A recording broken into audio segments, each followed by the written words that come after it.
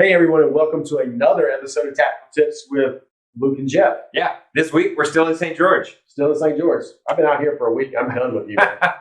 So this one, we want to talk to you guys this week in the newsletter, brought to you by Neo. Yeah. So they've a great sponsor of the podcast. They've been awesome. I use them for underwriting. We use them. We've been using them for about a year and a half now. Our underwriting is getting better. We're going to sell more cars because of it. We're going to make better decisions, and I believe Neo will help you make better decisions. Mm-hmm. So, and that's all it's about in buying your painting. Yeah, making great decisions on the loans up front. And one of the best decisions you can do in conjunction with last week's newsletter about your line of credit is try to own the property that you sit on.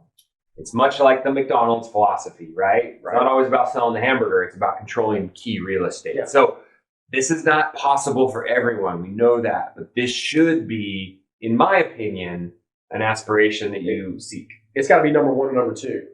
Because what can happen is the owner of the property can just pull the rug out from underneath you. Yeah. We rode around yesterday at St. George here and noticed a couple of locations. You're like, these people are having to move because the commercial real estate's worth more now for something else. Yeah. And so you got to own it. And so what you've got to do, and you should have probably done this before you started in business, but you got to identify several different locations that will work for you.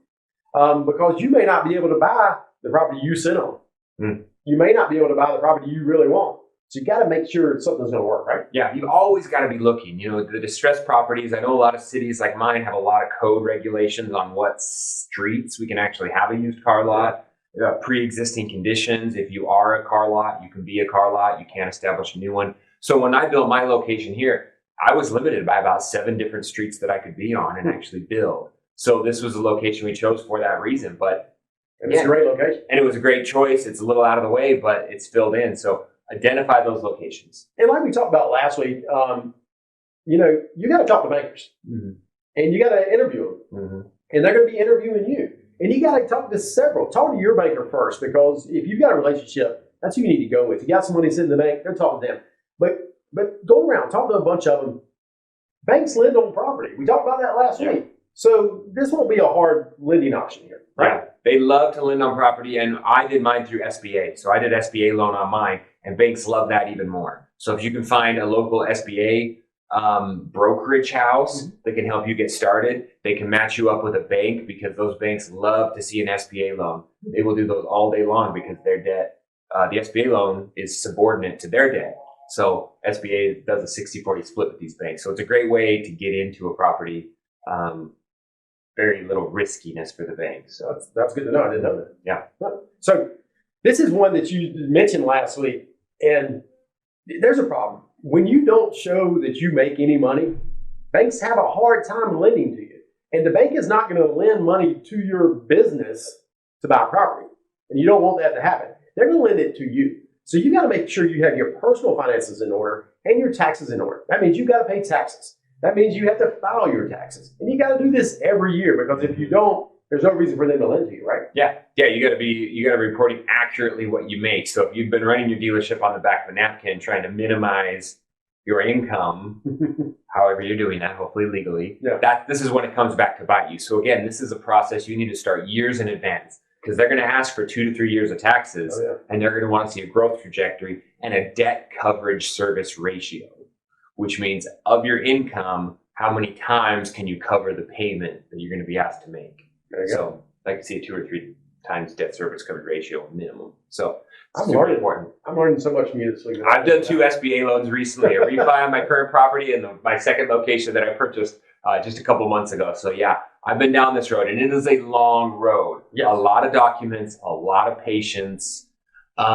When we talk about that financing thing, just to go back to that, it doesn't always have to be a bank too. There is seller financing options, right? Sure. So if you go to someone who's interested in selling their property, it could be, you might have to put a good amount down, but then they'll carry the note for you, right? The seller. And what's the old saying? Like, I'll give you your price if you give me my terms, right? So look at it that way. Hey, this might not be the best interest rate, or this guy might be asking for a ton down, but guess what? It's going to be a simple loan. He's going to work with me.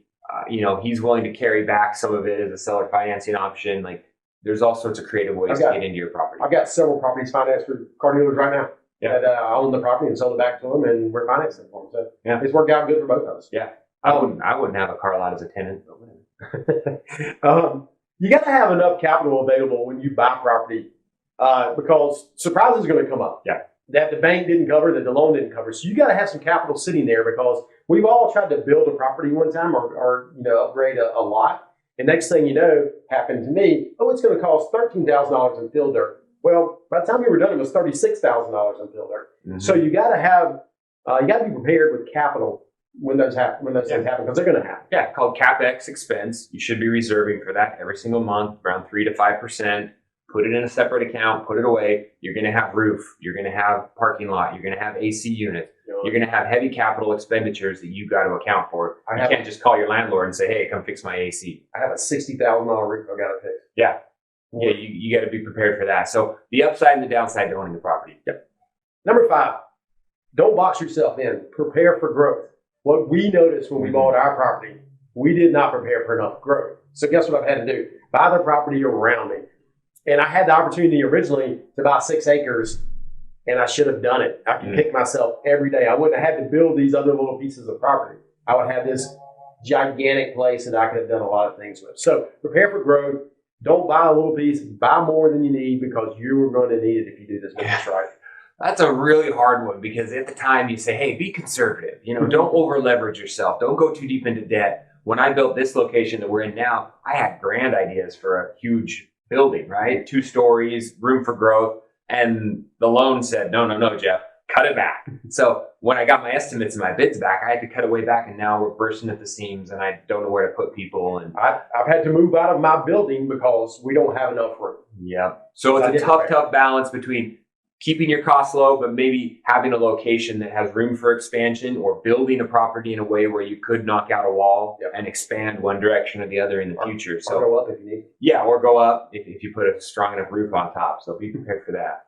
Thanks, everybody, and we look forward to seeing you soon at the convention, right? Yep. See you.